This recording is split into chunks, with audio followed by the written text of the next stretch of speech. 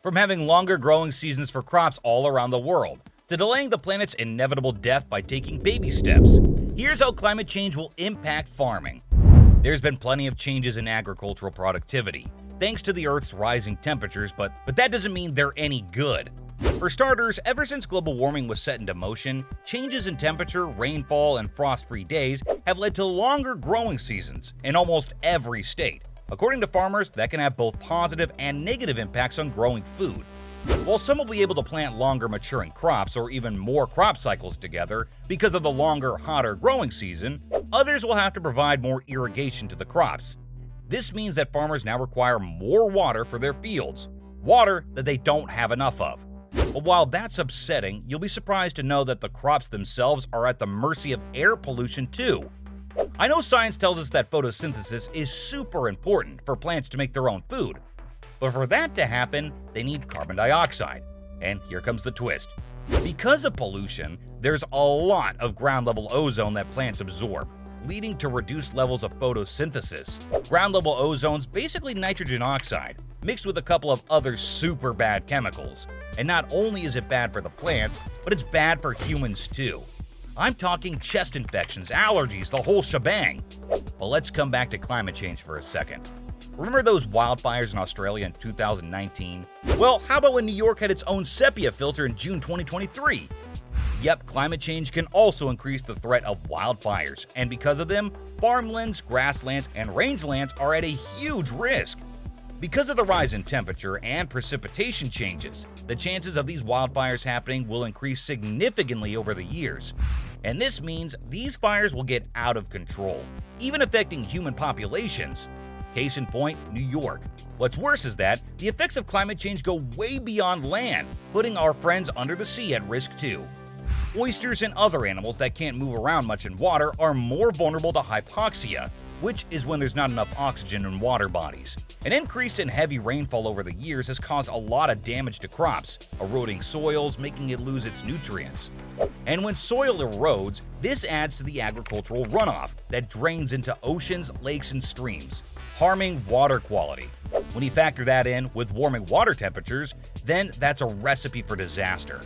The runoffs lead to an imbalance in the amount of oxygen the water bodies have, killing fish and shellfish, while also affecting their ability to find food and habitat. For coastal agricultural communities, this is alarming, considering they rely on marine life to sustain themselves.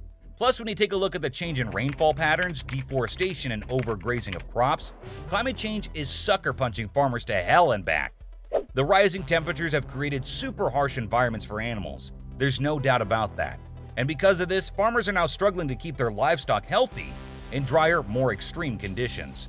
So to find suitable places for their animals, they frequently move, in hopes of finding enough water and fodder for their livestock. But what this does, it disrupts the natural ecosystem of those places, considering there's already a shortage of water and the soil's also drying to dust. Having herds of animals moving around isn't the best solution in sight now, is it?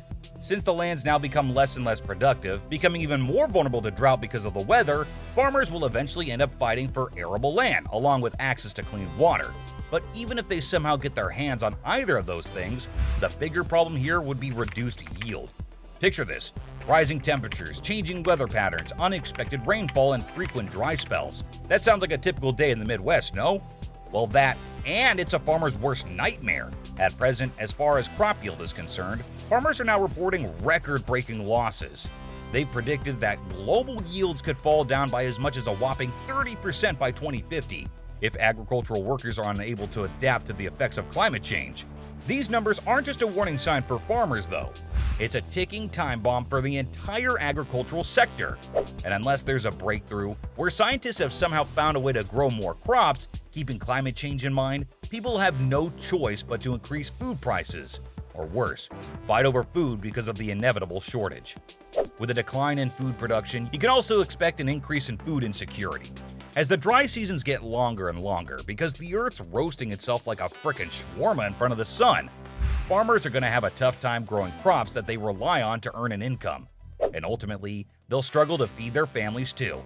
Take the Horn of Africa as an example. With 5 failed rainy seasons in a row, over 80 million people will now face food insecurity, all because of climate change.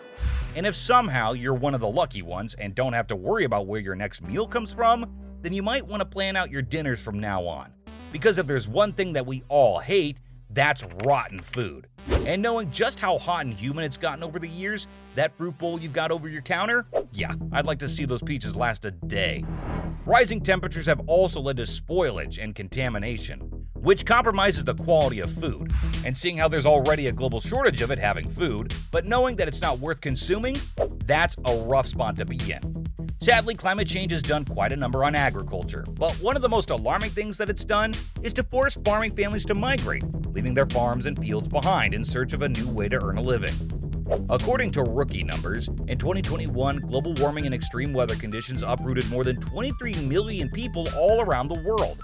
And while first world countries have suffered losses too, the world's most vulnerable countries have the added pressure of conflict and competition over their natural sources. As climate change intensifies, the damage and destruction have broken up communities, making farmers hopeless and driving them away from their homes.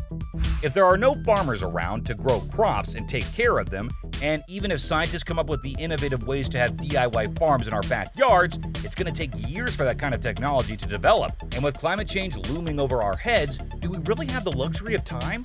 Folks over at the Intergovernmental Panel on Climate Change say that global warming needs to be limited to 1.5 degrees Celsius for now, if we want to avoid a drought that can end the world.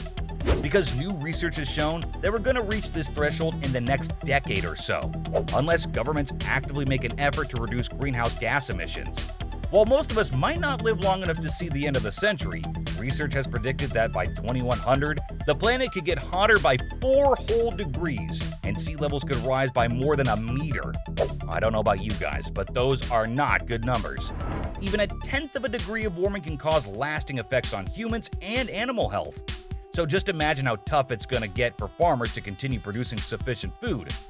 Despite everything, even if you can't exactly stop climate change from eventually hitting us with full force, there's a lot that can be done to slow it down. For starters, farmers can incorporate climate-smart farming methods, like forecasting tools and planting cover crops to manage climate-related production threats.